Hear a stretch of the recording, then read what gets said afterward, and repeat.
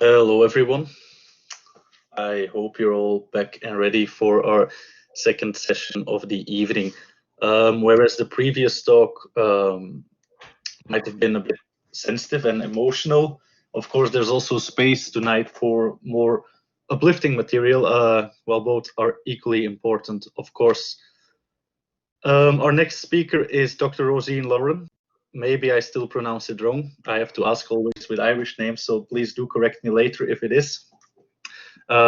She has a bachelor's degree in electronic engineering from UCD, a master's in music and media production from TCD, and a PhD in computer science from UL. Although this may be irrelevant in the current circumstances, she said, but I think it's always kind of relevant.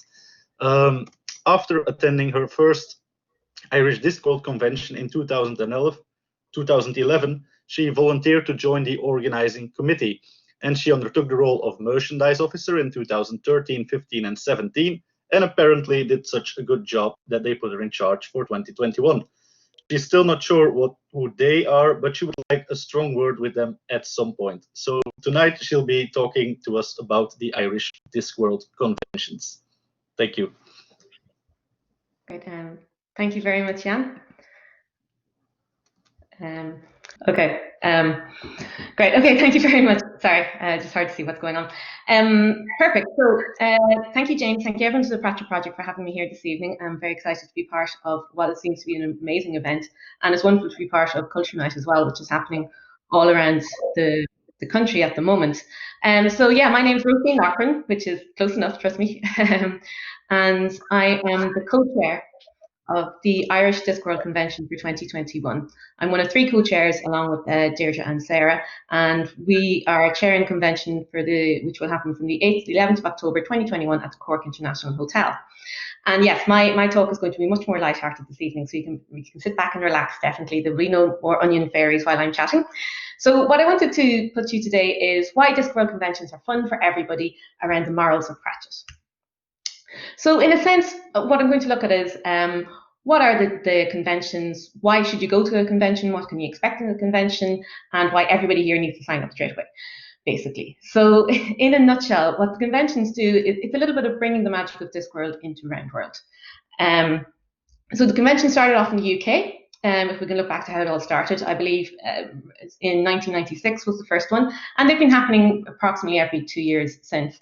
Sadly, this year the conference, convention which was due to be held in August, couldn't happen because of all that is happening around the world at the moment.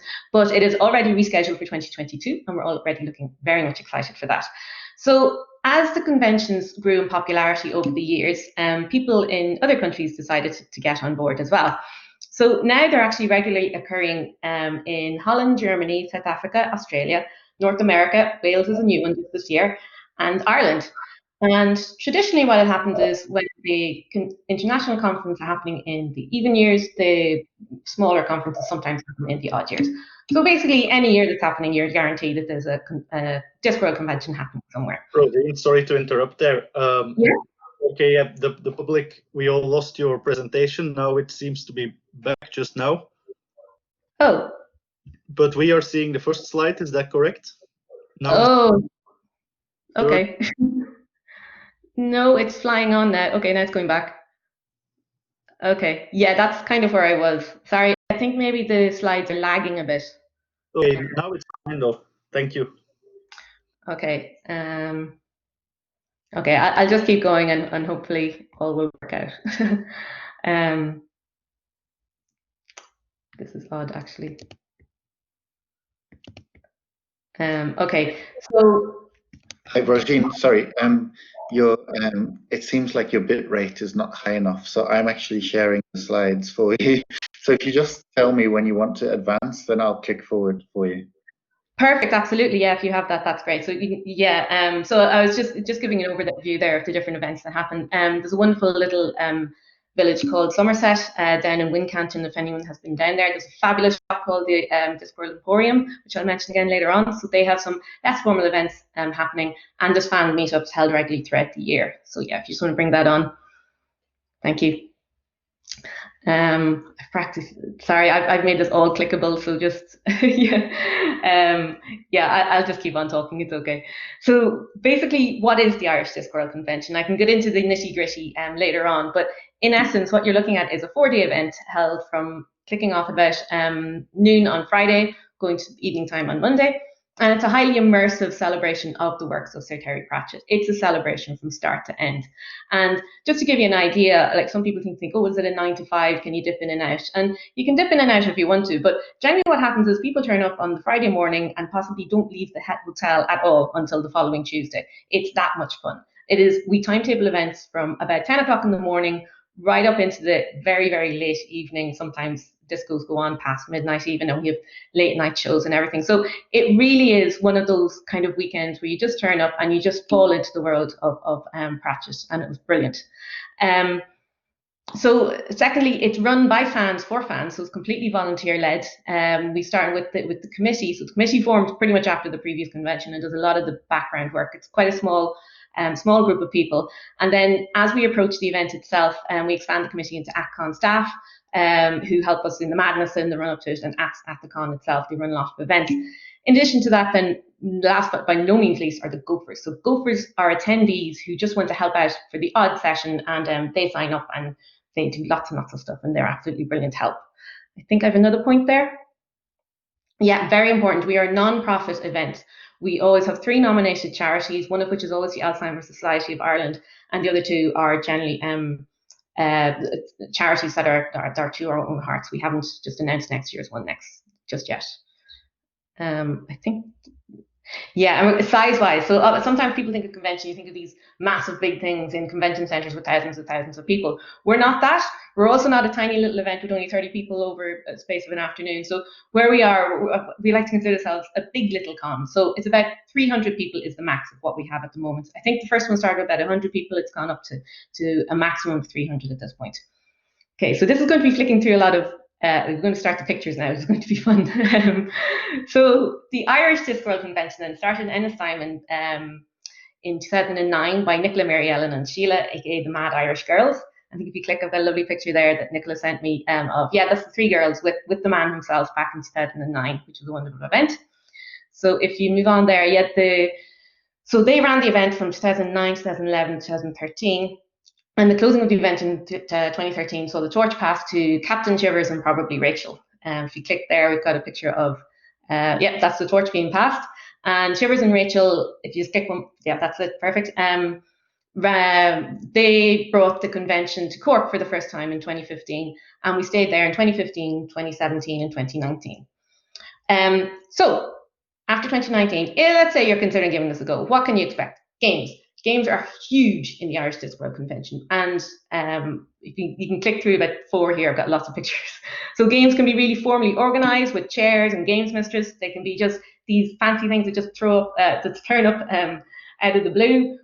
This is Luggage Wars. I can see people. This is a more committed game that people spend the weekend building their own luggage and decorating and naming them, and then in the last day we put motors into them and they actually attack each other, which is great fun. And this is Werewolf. If you attend an Irish Discworld Convention, I can guarantee you need to play a game of Werewolf. It's a massive big game that we organise, and it's about as much fun as you can have sitting in a chair and convinced in a room full of people.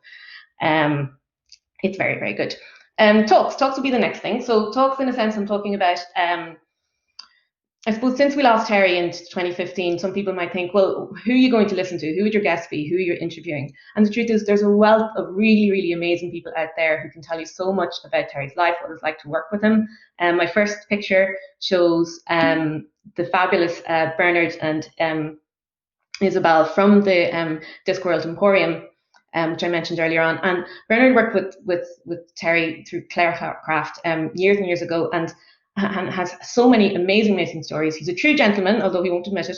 And he has this wealth of stories and anecdotes and everything, and such beautiful. If anyone ever wants to buy somebody a Discworld present, I do believe you need to look at the Discworld Emporium online. It's such amazing artwork and fabulous stuff based all around the Discworld. And I think next we have, the fabulous, of course, Colin Smythe, who was Terry's publicist for his entire career. I believe Colin might have been speaking to you today already, possibly is on the call now. He's a wonderful guest to have again. It's wonderful to hear the real life stories of people who worked with Terry for so many years. And next then, we've got two guests that were at the 2019. So in the background there we have Daniel Knight, who created an absolutely fabulous short movie, Trollbridge, which is based around Conan the Barbarian. If anyone hasn't checked that out, do look it up. It's wonderful. And he came all the way from Australia to join us in 2019, so that was fabulous. And beside him is the estimable Pat Harkin, who I know is on this call. And Pat is one of our hardest working guests, I think. He's so much fun, of amazing stories and amazing anecdotes and advice he gave Terry about really insane things over the years. And basically, Pat is our auctioneer. He does the talent show. We like to give him a microphone, and he's very, very good with it. And if you come to a convention, you might find out why we all crack at him every so often, but I'm not going to tell you now. Yes, of course, Discord Monthly. Hi, guys. I love this picture because it shows, this was Jason and Rachel who joined us last year as well. And like, one thing about our guests is that we put them on stage and we interview them, and that's great, and everybody's happy with that. But also our guests really get immersed in the whole experience of the weekend, and you can have a chat with them after their talk. If you don't want to put up your hand in a big session, you can get this opportunity to really engage and interact with our guests. They're just a really small selection of the guests we've had over the years. I don't want to start naming because I'll leave out somebody definitely. So we've had so many guests over the years, but the point is there's loads of people who really want to come and talk to us about different things in relation to Terry's works and Discworld in general. You can move on there. Next is dramatics. Oh yeah, we don't do things by halves. You can flick through these fairly simply. We have a theme every year, and the theme leads to an actual dramatic, almost play that happens all over the weekend itself. And we have actors who practice. It's wonderful to see the people who engage with this, and they learn their lines, and they get up on stage multiple times all over the weekend, and it really is good fun, and it's very interactive with the audience as well. Quizzes are huge. As we are, Terry Pratchett at Unseen University, we have Unseen University Challenge, which we've had that for a couple of years. Very, very competitive. As you might see, we have, I think, one team. I think there's 3 teams in the next 3 pictures. If you want to just, we take this very, very seriously. Some people don't take it quite so seriously, and other people, again, take it very, very seriously. This is when the people who really know their Discworld trivia, this is where they really win the game. And yes, it is quite a coveted prize to win that one. Indeed, we have much easier going quizzes as well. It's not just UU Challenge. There's lots of light-hearted stuff too, obviously. A rather unique talent show on the Saturday night, of course, we have, what else do we call it? Masquerade. So Masquerade is a fabulous opportunity to either just showcase your costume if you put in a lot of effort, bringing the characters to life. Some people write their own songs, some people write their own skits, some people do amazing stuff based on the characters, based on themes around Discworld. It really is quite amazing to watch what people will do. I'm always in awe of the people actually who jump on stage. And that final one, actually, the troll there, was our overall winner last year, and obviously great to have Daniel there who wrote Trollbridge and produced Trollbridge, and that's the overall prize. Overall winner gets quite a nice unique trophy, actually, specifically designed for it themselves. Sing-alongs, I've just one picture for this. Yeah, loads of musical people turn up to our conventions as well, and some people write their own folk songs, and we all gather. We have at least 1 or 2 organised sing-alongs, but of course then people just pull out their instruments and sit around in the lobby as well and sing. Really, again, a wonderful, wonderful event. I think next, sword fighting. And yeah, we have to say very much thank you to the hotel when we said, how do you feel about sword fighting? And they didn't get too upset about their insurance. Johan at the back there is our own Captain Vines, and he actually is a medieval martial arts expert, and he brings over his own. He's the only one allowed to have the pointy sword. The rest of us have rubber swords, just to be clear, and he puts on sword fighting classes, which are amazingly good fun. Seriously, they fill up really, really fast, so if you do come along, make sure you sign up for a sword fighting class in the first day. As you can see there, it's a big group event. It's not nearly as easy as it looks, trust me. And it's a really fabulous opportunity to do something like that. I think a big charity auction. I don't have a picture for this one, so if you just hang on there for a second. Yeah, so Pat Harkin, our auctioneer, is always involved in this one. And as I mentioned, we are a non-profit charitable event. And a lot of our charity money comes from the big charity auction. And it's a really, really fun event. But it's also, if you ever wanted to get like a unique present for something, or you wanted a really, really unusual preprint of a book or something that's very early edition and happens to be signed, this is where you can pick up stuff like this. Now, they are not cheap. The people who go to the auction, certain people really know their stuff and know what stuff is worth. And it's always amazing to me that these are all donated by our attendees, and they know by the donating something that's very valuable, it will raise money, and that money will go to charity. So it's this kind of cyclical idea of how everyone is helping to raise money for our charities. And it's also very, very funny when you see two people who might want the same thing and the gloves come off, and it's not pretty, except it's really funny, and it is rather brilliant. Yes, so that's always a good event to go to on the Sunday afternoon. I think, costumes, yes, indeed, my favorite one. We are a fantasy fan convention, so cosplay is obviously a thing. I've got a few pictures here, so you can just show these gently, whatever way you want to. Some people put huge effort into getting, the most amazing versions of characters from the book directly into really elaborate costumes. Some people more take their unique viewpoint on a specific character. Some people just look at things that are adjacent to the characters, and it really is quite astounding the effort that some people go to. And a lot in relation to cosplay, some people think, oh, but do you have to cosplay? And absolutely not. You do not have to cosplay. It's not expected of you at all. I'd say on average, maybe about half the people that go would put on a costume at some point during the weekend. But bear in mind, a costume could be like a witch's hat and a broomstick. You do that, you're in cosplay. That's it. Other people make very, very elaborate things, but it's completely up to yourself. New friends, absolutely new friends. This is one of the most important parts of an Irish Discworld Convention, is that you're guaranteed to make loads and loads of new friends, and quite a few friends, in the wonderfully spacious lobbies. One reason we love the hotel is a massive big lobby. And a few pictures here that people shared with me specifically on Facebook just to show this evening is all the fun and selfies that they took at the end of the night. So yeah, you can find a comrade in arms, or you can actually form your entire watch group as well. You never know who you're going to find, but you can guarantee to find some nice, friendly people who you can easily stay in contact with. Thank you. And finally, there's a bar. Of course, there's a bar. We like the bar. And just in case the bar happens to run out, which it won't, we got you covered. That was nicely timed.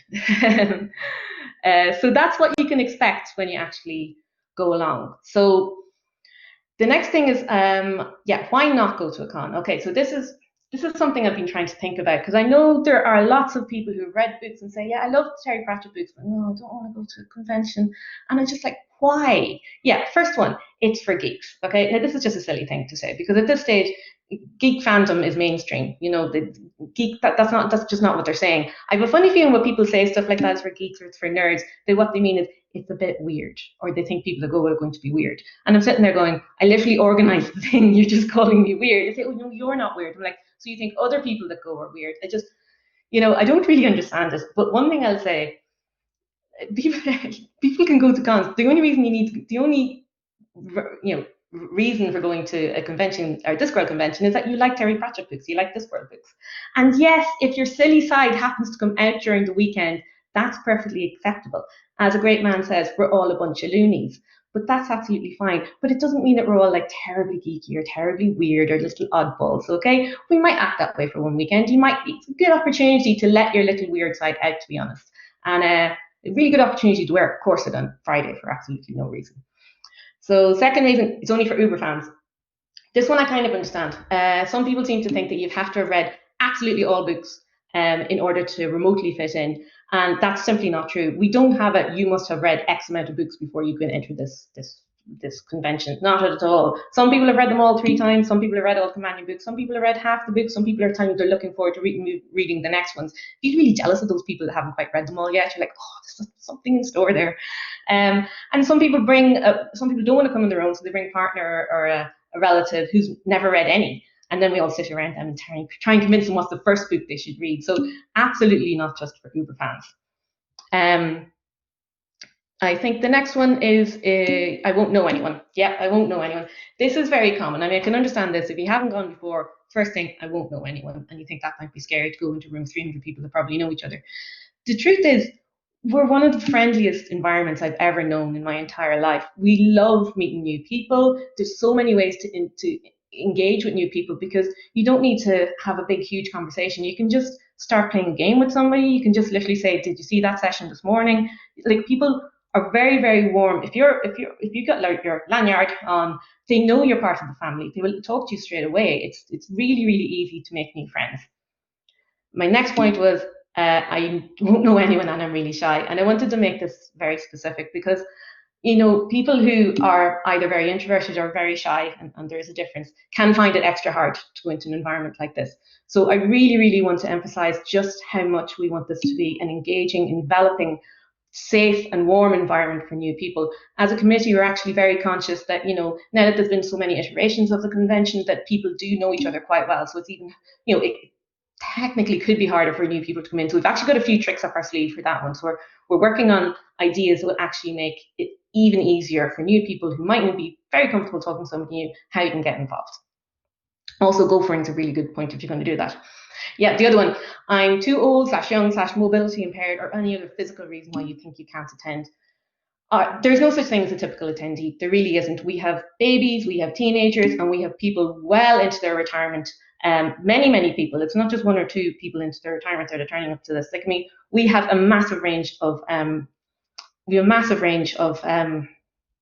attendees. It's not just for people in their 20s and 30s.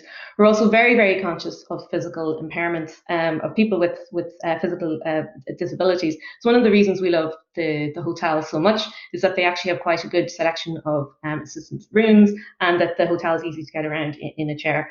Any other reason like that, if you have any questions, let us know. We were happy to discuss it with you. But really, if anyone has any other reasons why they think they wouldn't like to go to a con, please let me know, and I'll try and convince you why it's not valid.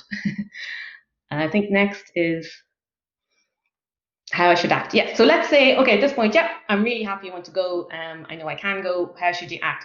Our first point is respect everyone. I cannot stress how important it is that when you turn up to a convention, that you have respect for every single person that is there, that all the other attendees, the hotel staff, absolutely everybody. We think it is simple. It's the morality of Pratchett. This is where it comes in. We all know that the books, are written about dragons, controls, and whatnot, but we also know that they're actually written about treating people equally, about human rights, about it not mattering what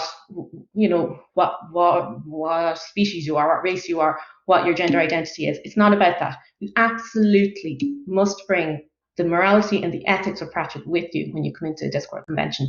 We have a very strong harassment and decency policy, which you agree to. As soon as you buy membership, you agree to that harassment and decency policy, and we will stick to it to the letter of the law. Thankfully, we don't have to enact it very often, or hardly ever, but it is something we expect. We expect you to show every single person with respect when you turn up.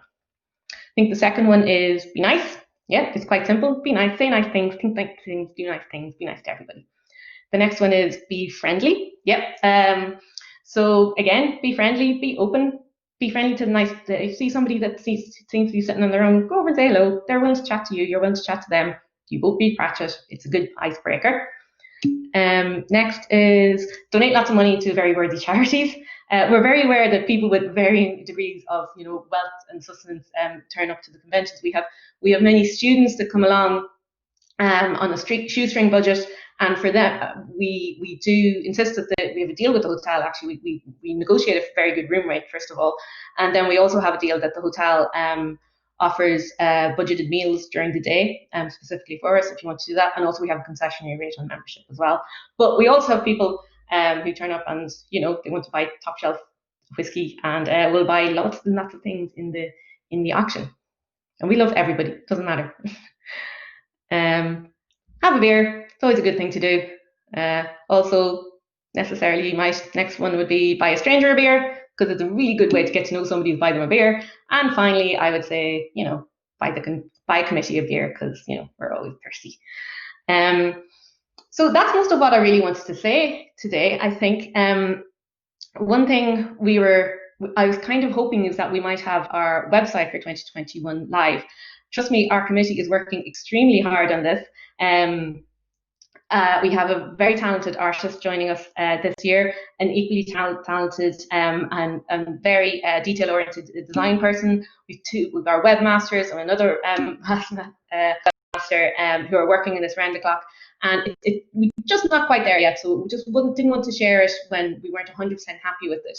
So our website will have our theme and all of that, so I won't be saying anything about the theme, but on my next and almost final slide, I just want to leave you with this quote from Guards. It is said that the gods play games with the lives of men, but what games and why, and the identities of the actual pawns, and what the game is, and what the rules are, who knows? Not to speculate. Thunder rolled, it rolled a 6. And I think final slide is just, if you want to know more, how to contact us. Again, it's the Cork International Hotel next year, 8th to the 11th of October. Website, it's at idwcon.org is the website. It's a holding site at the moment, but the 2021 site will be going live shortly. We hope to have memberships on sale maybe by the end of the year, or certainly, yeah, we would hope to have them done on sale before the end of the year. Inquiries, chair at idwcon.org. Find us on Facebook or Twitter. I think I'm a little over 20 minutes, but hopefully, I already see Pat Harkin saying it's worth going for the toilet. Actually, that they are, yeah, we really do love the toilets in that hotel. Thank you, Róisín. It was a great, clear, energetic presentation. I started out with a few questions myself, but you answered them during the talk. For example, you said, will you make friends? Yes, you will make friends, and so on. Do you have to come in a costume? No, you don't. There is one thing, though, I wanted to know a bit more about. You said the bar is popular, and then you have many competitive events, such as quizzes. Don't they get aggravated or violent at any times? Is the atmosphere always perfect? No, there's absolutely. Actually, I have a funny story about that one. No, there is an amazing atmosphere in the at conventions. However, one of the times I can't remember what reason it was, but we had a deal with the hotel and everything budgeted and everything happened. And at some point, we were told, actually, no, we need security. For the reason that you just said, if there's going to be 300 people and it's going to be bar, and they said they needed to hire security in for the hotel, and we said you don't need security, and they were like, no, we need security. So we had 2 security guards there, and on the first day, they're sitting there with their headsets on, and they looked all security like. And 3 days in, they're like, this is the easiest gig ever. There wasn't the slightest hint of trouble. They were just having a laugh with us. Like this big guy, I was having this big conversation with them about dragons and what it meant. And they were getting on with all the attendees. And they really did say that seriously, we didn't have to get security the next year. Let's put it that way. So it is actually quite amazing how mellow the whole thing is. We've never had a single instance of anything like that, any aggro. Yes, that's surprising and very nice as well. Oh, yeah. Something else I was wondering is, you seem to be actively encouraging people to go to conventions, which is of course logical, but is there never any worry that it becomes too big, that you might not be able to accommodate all the people who might be interested? Yeah, yes, there is actually, and we are. One thing we've always said is that we would cap it at 300 because we like the smaller feeling that you get from it. The UK convention is slightly bigger, and it's still not massive. I think it's about 800 people.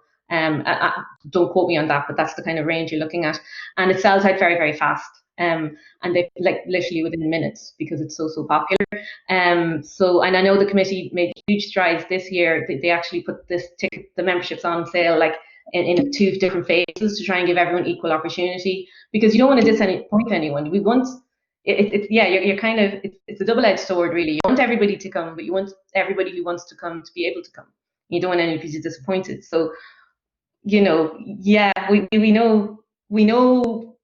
I mean, we did actually sell out, I think, the last 2 conventions as well. Not in a few minutes like the UK convention, but all memberships were sold. So if anybody's thinking about going, I would like to go, I would say keep an eye on our pages and buy the membership sooner rather than later, so as not to be disappointed, because we're not going to, we don't want to push it out to be one of those events that's 1,000 or 2,000 people. You could, but it would become a completely different event. I think that's the nuts and bolts of what I'm saying.